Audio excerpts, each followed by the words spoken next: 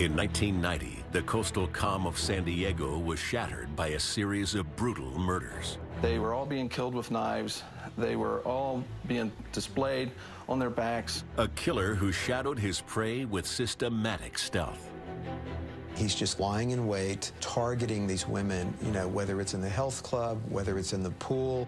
When the third one happened, it was like, bingo, we've got a serial killer. And he would strike when they were at their most vulnerable. She's alone, she's in the shower. The knife went all the way through her body and at her back. The killer watched her die.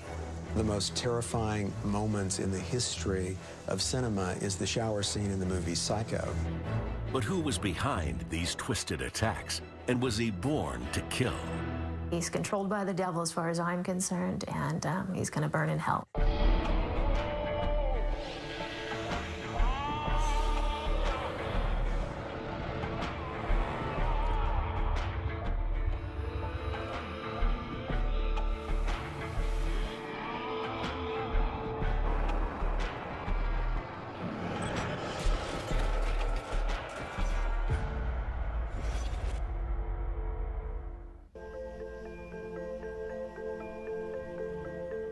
And here's what's happening at 5. A young woman has been stabbed to death. Her body found in the same Claremont area where 2 other women were murdered over the past 4 months. The victim is believed to be in her 20s. Now, this latest murder is making a lot of people nervous. April 1990. The city of San Diego was gripped by fear. I just want to get the hell out of here. It's not worth it. I do carry a stun gun now. But everybody's going to have to carry guns or stun guns to protect themselves. At the Buena Vista Apartments in the Claremont area of the city, a third young woman had been found stabbed.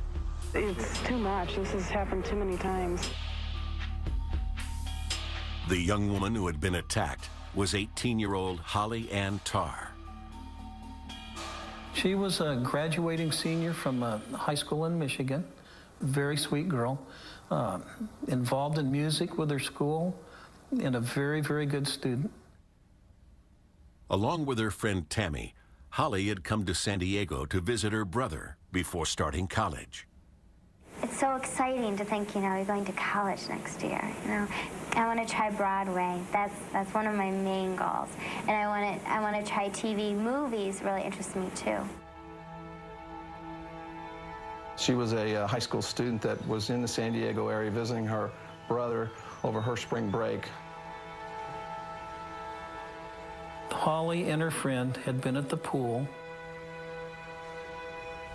Holly went back to freshen up because she was going to take a shower and go shopping with her brother.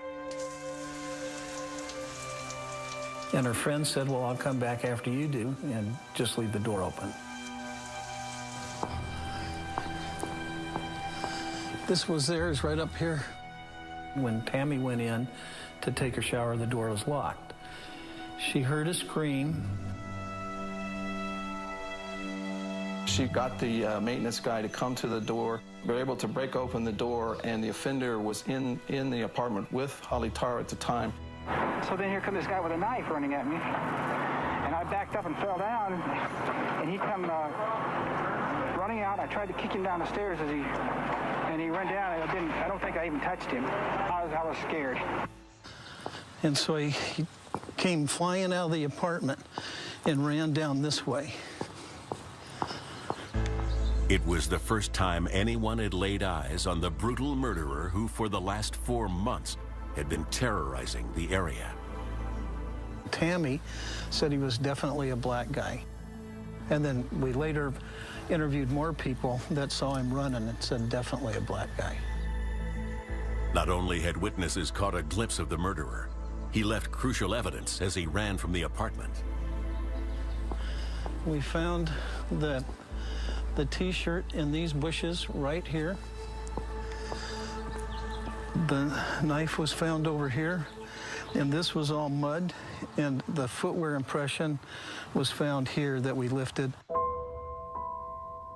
In the apartment, the scene that greeted police was horrifying.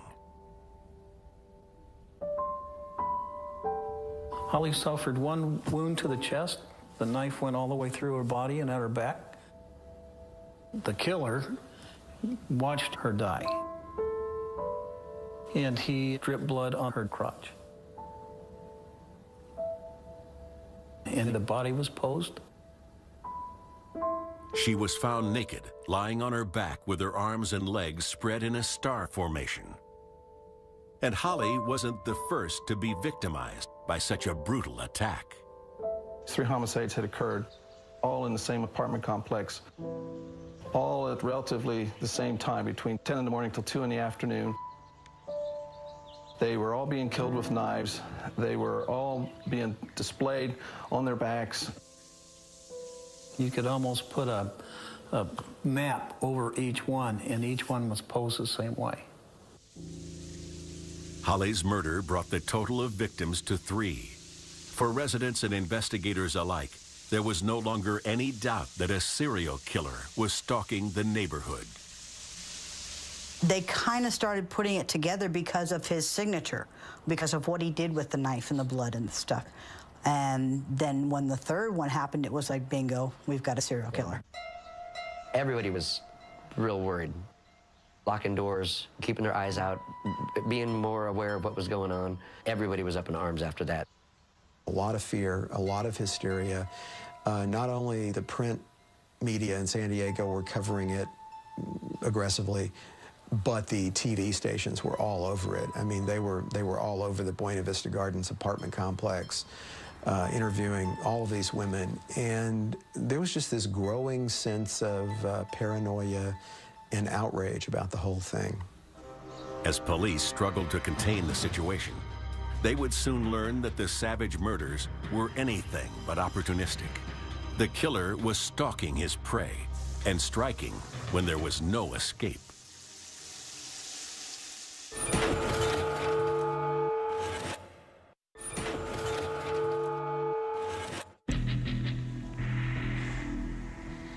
In April 1990, 18-year-old Holly Tarr had been brutally slain at her brother's apartment in San Diego. It was a tragic end for a high school graduate who had been drawn to the area by the promise of paradise. San Diego is at the southern tip of Southern California. It borders Mexico. And San Diego is a fascinating place. Robert and Robin Romo were attracted to the Buena Vista apartments in the city's vibrant Claremont district. We had a lot of parks and beaches and stuff like that where, you know, families all went and interacted with each other every day. Very friendly neighbors. Yeah, it was very nice. There were very nice people there. In 1989, a new neighbor moved in.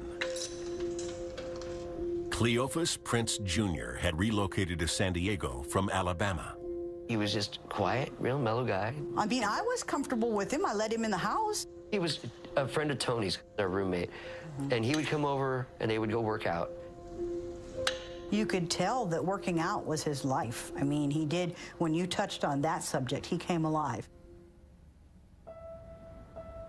Prince grew up far from the idyllic blue skies and surf of San Diego. Born in 1967, he was raised in the Gate City projects in Birmingham. We're in the Gate City neighborhood now. If you see to your right, that's actually the project area. We normally have problems in this neighborhood right here. From a young age, he was exposed to the troubles of the poverty-stricken community. A lot of people being hurt on this street. Fights, all kind of stuff has happened here. You know, I don't give up on anybody because there's still some good people out here. There's a lot of good people out here, you know, just making bad choices. But the influence of the streets would be surpassed by the impact of his father, who just 2 years after Prince's birth shot and killed a man. His father served time in prison for a manslaughter charge. On an almost weekly basis until he was 12, Prince would visit his father in prison. He could have viewed the establishment as taking his father from him. His father claimed it was self-defense, so that could translate into how his son, Cleophas, would see, you know, the whole system. He grew up poor and black in rural Alabama. not exactly known as a citadel of liberalism when it comes to race. In an effort to escape his surroundings, Prince saw military service as his ticket out of the ghetto. And in 1987, he was posted 2,000 miles west in San Diego. When he joined the Navy, he was sent here, and this is where he was based. And it's a pretty good-sized base. The military offered him, I guess, a bit of an escape from his background.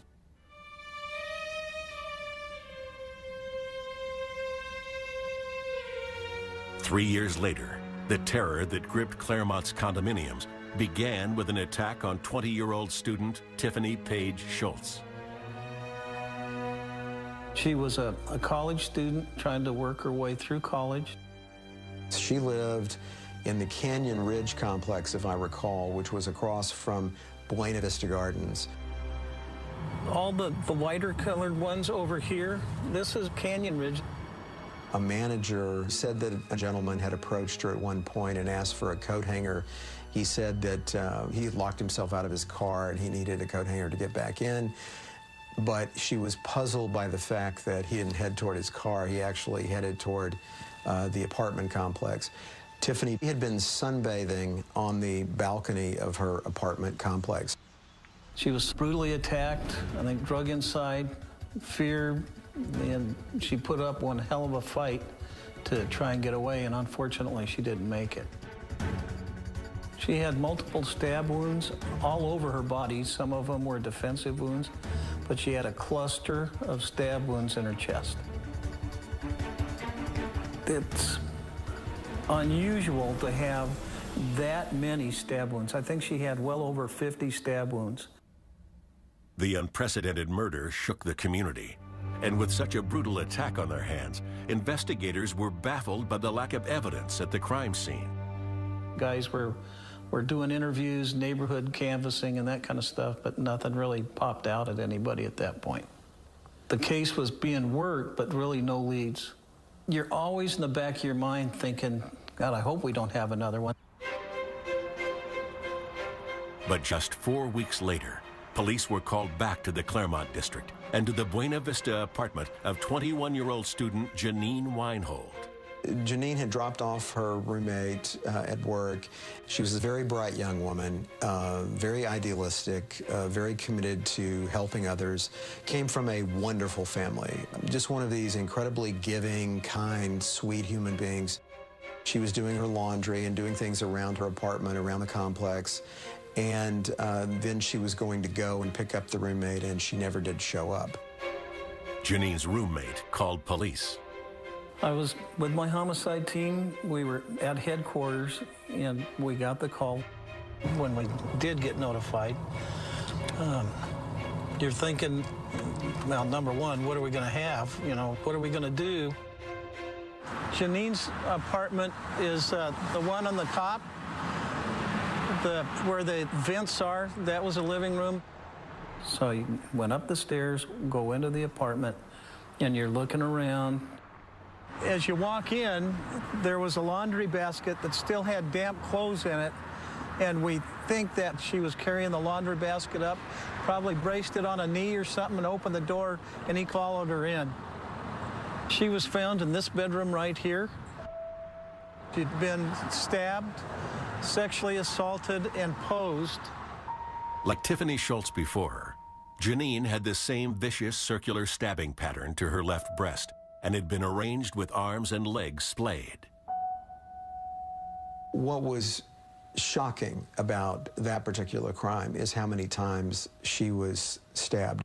I mean, it was such a savage crime, and you know, the victim was so young, and people were horrified by it. Twice now, the killer had demonstrated an unusually twisted M.O. The stabbing pattern, that's definitely a signature of his, a classic sunburst kind of stabbing pattern. He had this thing, what we call pickerism, where he would stab in a concentric circle over the left breast, and these sort of shallow and then deep stabs, that's what he would do to his victims. So that would indicate a paraphilia of some kind of ritual, something that particular mode of attacking his victims satisfies something psychological in him. Stabbing in a circular fashion right over a heart is important as well. Remember, these guys are not functioning solely on symbolism. There's also a practicality to their behavior as well. And he wanted to make sure that they were dead, did not want to leave any victims around that could possibly have identified him. But this time, the killer had sexually assaulted his victim. We spent probably 2 full days at the crime scene. We recovered a significant amount of blood and semen. We tried to get every possible piece of evidence that we could. While we were doing the crime scene, the answering machine was left on because we want to see if anybody's going to call, and her mom and dad were calling probably every 15 minutes begging for her to call them, and that was pretty sad. It's kind of a deal where you look at the victim and you go, I'm going to find your killers. With 2 almost identical murders within just 3 blocks of each other, investigators and residents feared the worst. Everybody was on guard after that.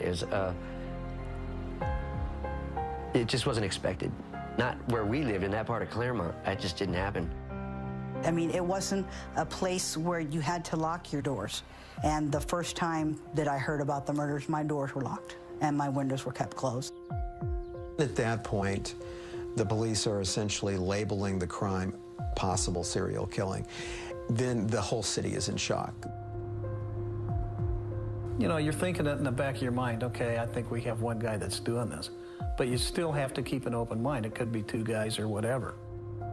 We didn't know if it was male, female, you know, what nationality, big, small, little, fat, skinny. We had no idea. 6 weeks later, the 3rd murder in the Claremont district would unearth a clue. The brutal slaying of Holly Tarr at the Buena Vista Apartments bore eyewitnesses. We knew we had a black guy. We knew an approximate height and weight and build. So we started scouring the area for anybody that would match that. The race was on to catch the brutal killer.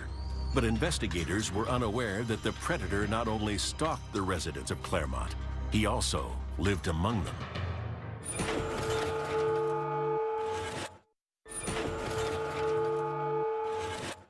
By April 1990, 3 women had been ferociously stabbed to death in their apartments in the Claremont area of San Diego.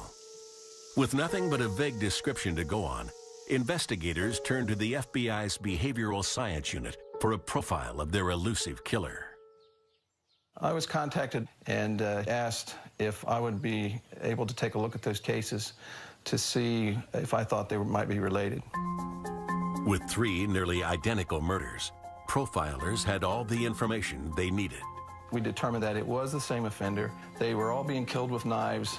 They were all being displayed on their backs.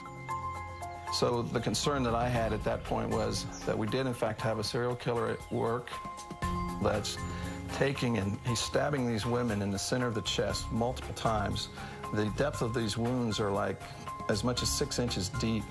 And he's repeating that behavior over and over and over again. So it's a very, that's a very disturbing thing to see. Even more terrifying was the killer's familiarity with the Claremont area. Criminals in general don't commute to their crimes. They commit crimes where they feel comfortable, and they gain a sense of comfort from familiar surroundings. He's in the area where he has what we call the mental map. He knows the area, he's familiar with it, he knows how to watch for people. The comfort zone notion is really where, being a predator, you see who's around, you see what kind of police protect the place. He's a very high-risk offender because he's going into occupied dwellings on the 2nd floor during broad daylight and committing acts of murder. From the outside, it looks like it's high risk, but for him, he has a level of comfort because he's familiar with the area. Investigators had a profile, and following a search of the area surrounding Holly's murder, they had a lead. There was a sign-in sheet at the pool. Holly and Tammy had signed in earlier in the day. Looking at the logs, they saw a name there, C. Prince. The other visitor to the pool had been Buena Vista Gardens resident Cleophas Prince, Jr. He said, well, he'd gone to work that day and didn't know anything about anything. And when asked to give up blood and fingerprints, he goes, no, I'm not going to do that. He goes, I think you're just on a witch hunt. So when somebody refuses, obviously it throws up a red flag. We didn't have enough evidence to do anything with. So we put him kind of on the back burner and kept on looking. That's when things started to get weird, because he would come to our house and complain about the police want hair samples, they want blood samples, they want DNA. And I'm not giving them, they're just trying to railroad me, they're just trying to pin it on me. We're just like, well, just give them some hair samples, give them some blood, hey, they'll leave you alone. This was not Prince's first run-in with authorities. His former career in the Navy had been cut short. He stole something, and he was in the brig for a short time. He got a dishonorable discharge. That's when he moved to the Buena Vista Garden Apartments, and then he went to work for a cable company, pulling cable. Freed from the restrictive regulations of the Navy, Prince was left to his own devices. He didn't really seem to know what to do with himself. He didn't have the structure or the protection or the oversight of the military any longer. He was on his own. He then begins to support himself with thefts. And he becomes quite clever at it, in fact, to the point where he teaches other people what he's doing. He showed us how it was orchestrated, you know, socks on the hands, credit cards, anything hard that can, or a knife could break into the lock. And we were in. I make sure nobody was in, you were in visual sight of anybody. That's what he had taught us. Although Prince had denied any involvement in the murder of Holly Tarr, police suspicions were rapidly mounting. Cleophas Prince lived in the Buena Vista Garden Apartments during the Tiffany Schultz, Janine Weinholt, and Holly Tarr murder. He ultimately moved, but we had no idea that he had moved. After 9 months, the trail of the Claremont killer had gone cold, and the attacks seemed to have stopped. I was sitting at my desk, and I got a call from my boss in the homicide team, and he goes, you need to come up on Honors Drive. You have the scene. We have another one, and it's a double. I'm thinking, crap. You know, he's back. He's doing it. Is this ever going to stop? It's a terrible, terrible feeling that, you know, the guy laid low for a little while, and then boom. On September 13th, 1990, investigators found themselves heading to the home of 42-year-old Pamela Clark and her daughter Amber. There was 2 cars parked in the driveway. Pamela was found laying on the floor by the front door. You walked in, and she was just to the left. And Amber was at the end of the hallway. And both of them had obviously been stabbed multiple times. The position of Pamela's body told a horrifying story. I think she was in the shower, because when we got there, she had wet hair. She was naked. There was drag marks kind of from the front door back to where she was posed, and a knife imprint and blood was on the door where he would have like slammed the door to make sure she couldn't get out. There was a ring taken from Mrs. Clark. Both women were stabbed 11 times in the center of the chest. Both were displayed. The mother was found with her arms above her head and a big knife pointed at her head. Investigators meticulously combed the house looking for evidence that would hint at the identity of the killer. On Pamela and Amber Clark, we literally spent days there going through every room, the whole backyard, because we did get footprints. As with the 3 murders before, there was no obvious sign of forced entry. He was showing a real skill in getting into places, which, in terms of his criminal past, what has he done in the past, one of the things that we were talking about was that he possibly had been involved in some burglaries in the past. If a woman is killed or abducted in her home, there's about a 65% chance that the individual had a history of burglary. Why? Because he's comfortable doing that. Through his burglary experience, he can then break into a home and so on. For investigators, the lack of evidence was stifling. You know, here again, you're walking in and you're going, oh, God, what can we do that we haven't done, you know, to get this guy? Is there anything I could have done better? And the answer always came back no, because, boy, I'll tell you, we turned over every leaf. We just tried everything. But the sadistic killer was already planning his next attack. Another vulnerable victim was firmly in his sights.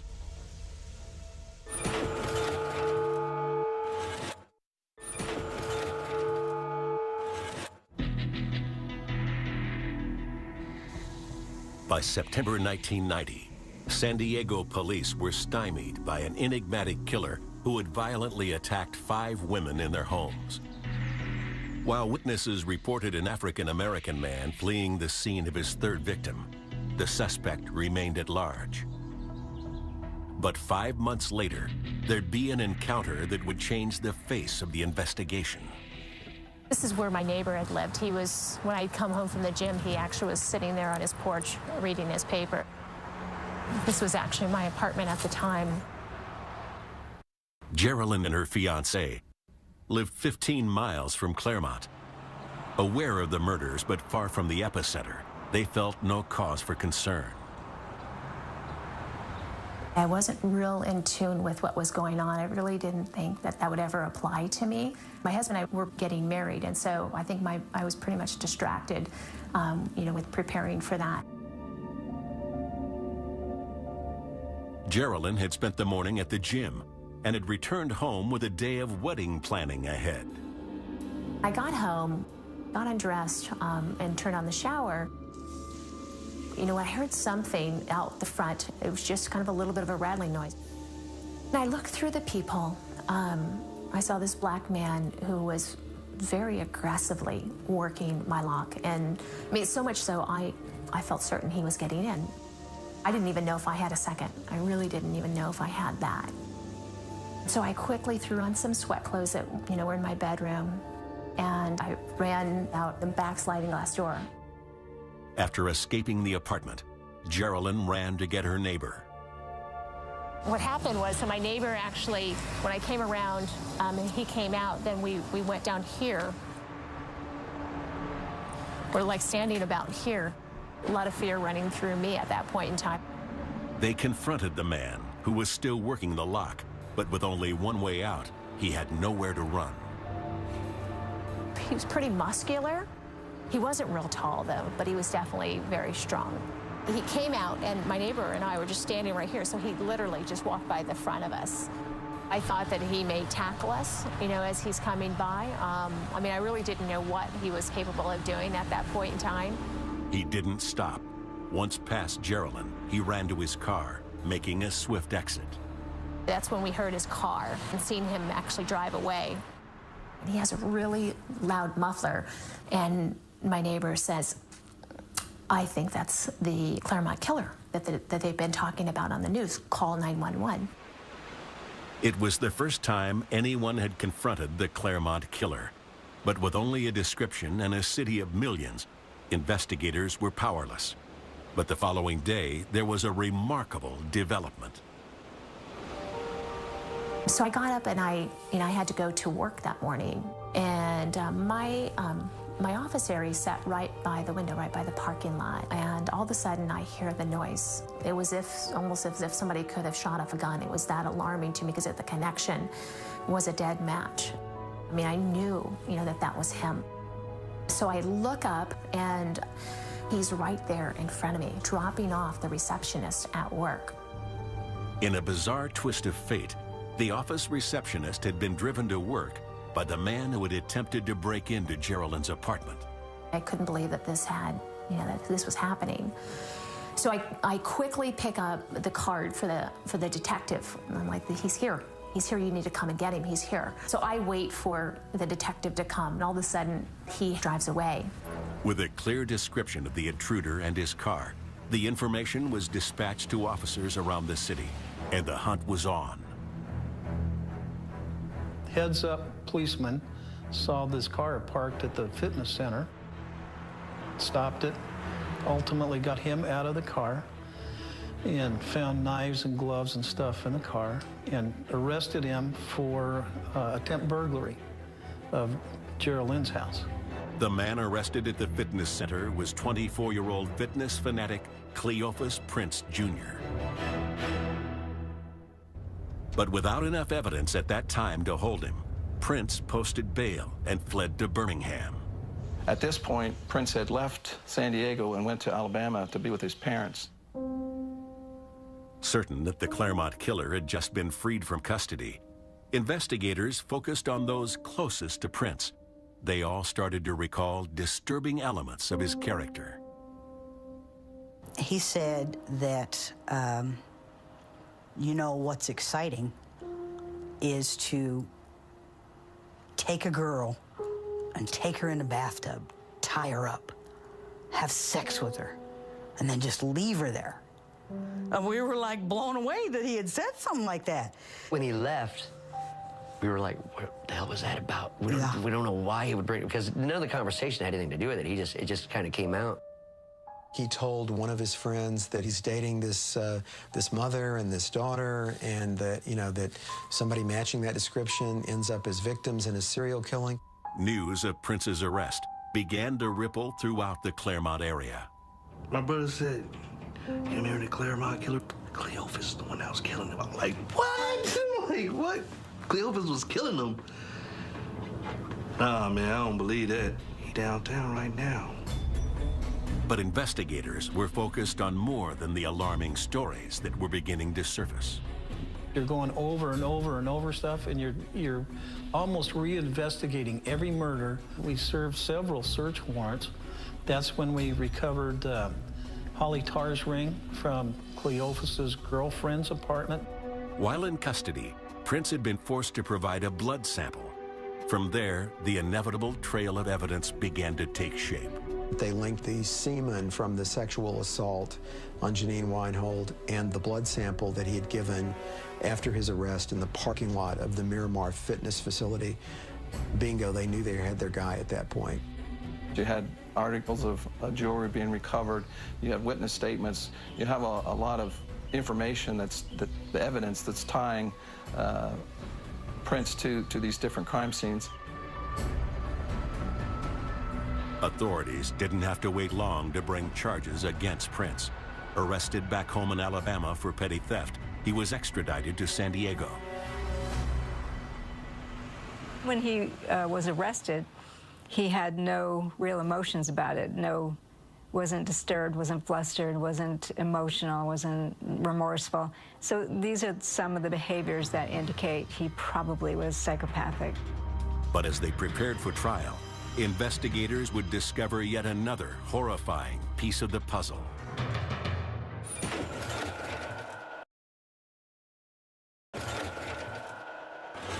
This is the 5 o'clock edition of News 8. He's accused of 5 murders. Now he's charged with a 6th. Good evening. Even more charges have been filed against Cleophas Prince, the man accused of being the Claremont killer.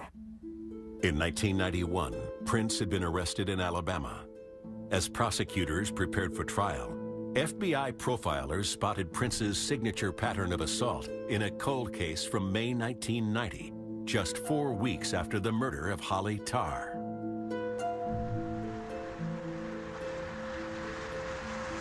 We're en route to the Elisa Keller scene. I got called to view the scene. There's a significant mileage difference from where the other women were killed. And the whole thing was a little bit different. Different, but no less horrifying. We can't get in there, but it was up there. She was found in her bedroom. She obviously stabbed. She was beaten to the point that you could really see she was beaten. Had her ring stolen. She was on the floor, kind of posed, but not exactly like the other ones. We knew that the suspect had climbed through an open window and that he attacked Elisa. Elisa was a lot different than the other victims. She was older, bigger. She lived in the apartment with a daughter who was not there that particular day. I personally think that Cleophas was going to attack the daughter, not knowing that mom was there. But when he found daughter not there, so he attacked Elisa and killed her. Once I got the case materials, I instantly knew that this was our guy at work again. We had the same pattern of wounds to the center of the chest. Depth of wounds was there. It was clear his signature was there at the scene. Investigators later discovered that Prince had moved from Claremont to just a quarter of a mile from Alyssa's. Because the heat was on in Buena Vista. I mean, the cops, you couldn't turn around without running into a cop. So I think that's the reason he moved here. During the trial, Prince listened in silence as the stack of damning evidence was presented in great detail to an open court. 8 months after opening arguments, Prince stared blankly as the judge handed down the death penalty. Then the killer broke his silence and turned to face the families of the women he'd slain. I did not kill any of y'all daughters. I don't know what's going on here. There's a lot of evidence in my case to show that I did not kill y'all daughters. I feel for all y'all. Y'all daughters passed away. The news media say I have no feelings inside. I cried. I've seen the pictures of y'all daughters, the way they was, the way they got tormented and everything. It hurted me just like it's hurting y'all. But I did not kill y'all daughters. It would be a position he would maintain even to friends visiting him in jail. I had to see his face. I didn't believe it. I couldn't believe it. And when I got there, I asked him, what's going on, man? Did you do these things? With a blank face, he told me no. I don't know what you're talking about. Too much points at him, man, sorry to say. If he was innocent, this was the greatest frame in the world. The greatest frame. Never admitting his guilt, Prince would protest his innocence from prison. I just wanted the public to know that I am innocent. Even though I am found guilty, I am innocent. I have not killed no one. I am not no Claremont killer. I am not no crazy man. I sleep good every night. Never had problems sleeping. Because I know I haven't taken anyone's life. If you're looking for the truth from a serial sexual murderer, you're looking in the wrong area. These guys lie pathologically. They lie when they don't have to lie. You can't believe anything someone like Prince or any serial sexual murderer says. They lie because it gives them a sense of control and domination. And this sense of control was played out in the vicious premeditation of Prince's attacks. He's just kind of lying in wait, targeting these women, whether it's in the health club, whether it's in the pool, or whether he's just observing them around the apartment complex. He would park in this area and watch the entrance, and then when women would come out, he'd follow them, like a predator waiting for his next victim. He seemed to know exactly when to attack. He seemed to know when they would be alone in these apartments. Not only alone, but perhaps in the shower. And we, matter of fact, were wondering if he could hear the water running in the apartments, and that's when he would make his entry. And you could. We turned the water on and stood down on the landing or the first floor, and you could hear the water coming through the pipes. Let's be honest, one of the most terrifying moments in the history of cinema is the shower scene in the movie Psycho. And, I think a person feels very vulnerable at a time like that. She's alone, she's in the shower. But it was Prince's choice of victims that would mark him as an anomaly. The majority of cases of serial killers was race on race, but you still have to realize that there are exceptions, so you have to be open to it. It's actually uncommon for serial killers to kill outside of their race, and I'm not sure that anyone actually has an answer to why it's done unless it's about anger issues or resentment. I would not say that because Prince killed white women, he hated white women. I wouldn't say that at all. It may have nothing to do with racial animosity whatsoever.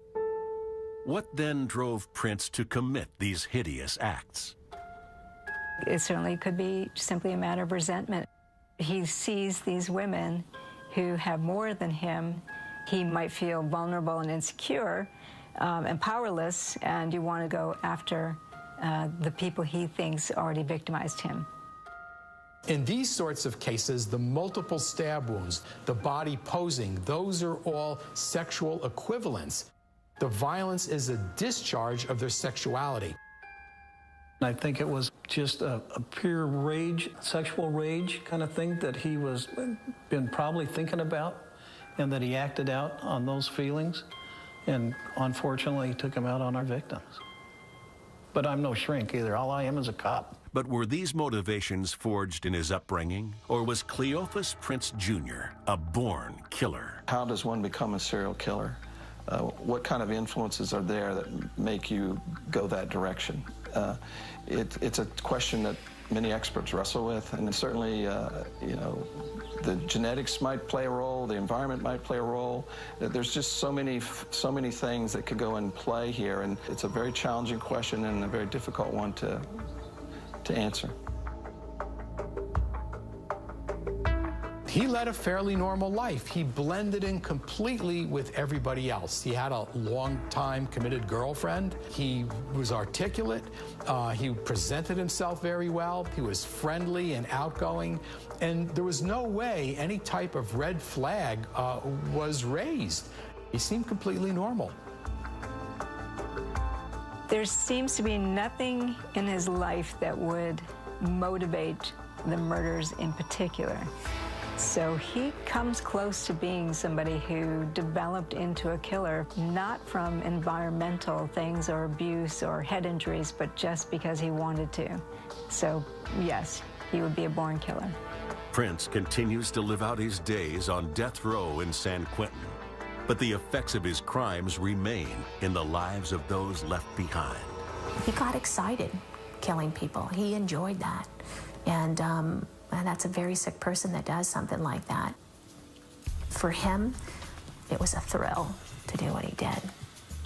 Cleophas Prince is definitely an evil person, and I know he's controlled by the devil as far as I'm concerned, and he's going to burn in hell when he does die.